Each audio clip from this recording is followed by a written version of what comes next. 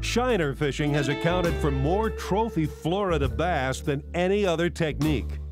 These large, naturally occurring bait fish really get the attention of big bucket mouths. Let's join Lake Okeechobee guide John Hindershide and Steve Panaz for a lesson on how to fish shiners. How many lines do you want to fish this morning?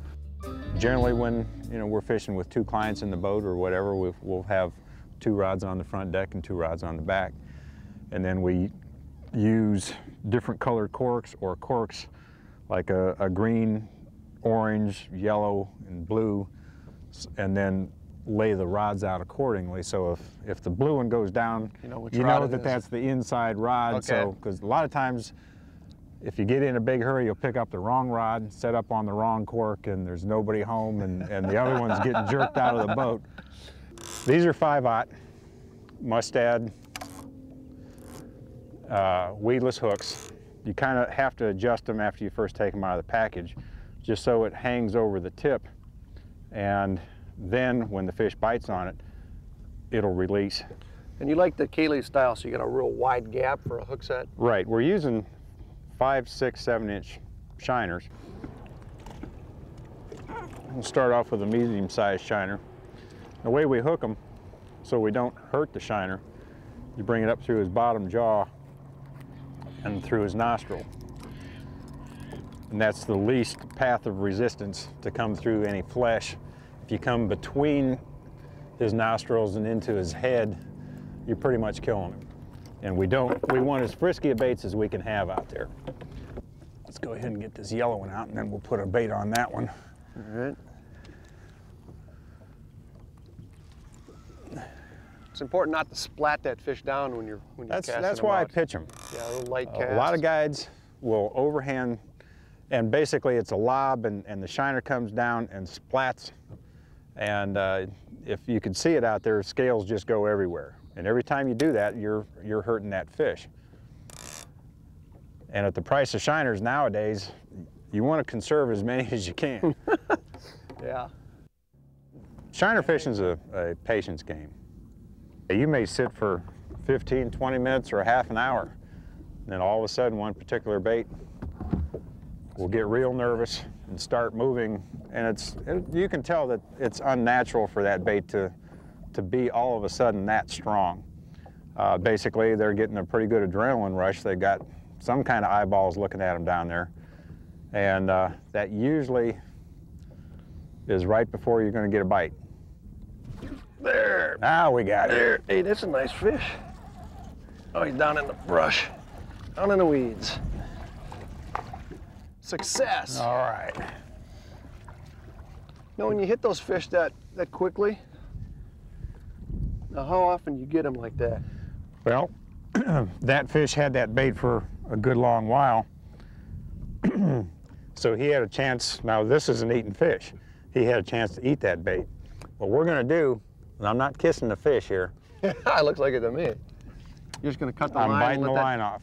His success rate is much better by not monkeying with that hook.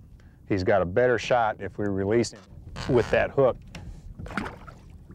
and let him get rid of it naturally. Now, that's actually a fairly small bass. It's amazing that took a 7 or 8 inch shiner.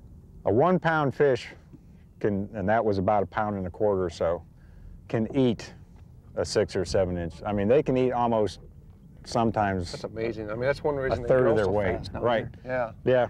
If you had a diet like that, you'd have a big old belly too. Yeah, look at them go. Look at it right here. See the bobber? Right. Still there? There you go. Yep. We've got another. We've got the other cork, I think. Yeah, we do. Let me pull it out of the way. Is that a good fish? That's a little bit bigger than that first one. Yeah. That's a good sign.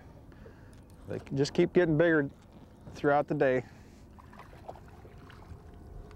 It's almost a dead giveaway if you see that shiner come up to the surface. Is it? It's not a natural place for them to be. Right up the edge of the mat. He's there. running out. He's still going. There he is. Got him? Yeah.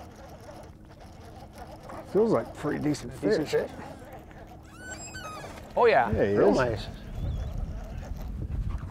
Bring him over here. I'll grab him for you. Keep him the from motor. getting under the boat. Oh yeah, that's a good fish. Well, ooh, he's barely hooked. Oh, There you go. Look at that. Look at this. That's a second fish of the day where that hook was not Just- even buried. It fell out. It huh? felt like you were setting the No. hook at that distance, but with that line See stretch, what happened? it actually got over the bar. That's our nemesis. So he was only hooked by that much of It didn't even go past the bar. no. You are one lucky man. Let me let this thing go. A lot of people ask us, you know, about the equipment. They're used to seeing a lot of smaller sized rods and reels. Obviously, a lot smaller sized line than what we're using. You got guys that are very good tournament fishing, say up north, that really never had the chance to shiner fish, and they come down here and they see these baseball bats that we use, and they can't understand why it has to be so heavy. Main reason is we're fishing for big fish. We're fishing in areas that are generally full of vegetation, all kinds of different vegetation. Here's a bite. He's running with it a little bit. I got one going. Cork is down, it's going sideways I got over one there. going here too. Cork came back up, but it's running sideways. There he is. Yeah, that's a good fish. You know, hey, I got a bite too. Uh-oh, there. Wow, Oh, nice that's fish. a good one. Nice jump. Oh, that's a good fish you got. Take this clicker off. She's wrapped up in some weeds. I wish I could help you, but I can't. I'm just gonna try to get her in quick. Grab her. You see if you can grab this one too. Hey, that's another good fish. Oh, jeez. Grab that fish. Grab it. Oh. Can you believe it? Good fish too. Wasn't it one of the best? This is the best fish of the day. Well, Oh, did you see that jump on that fish? These look like twin sisters here.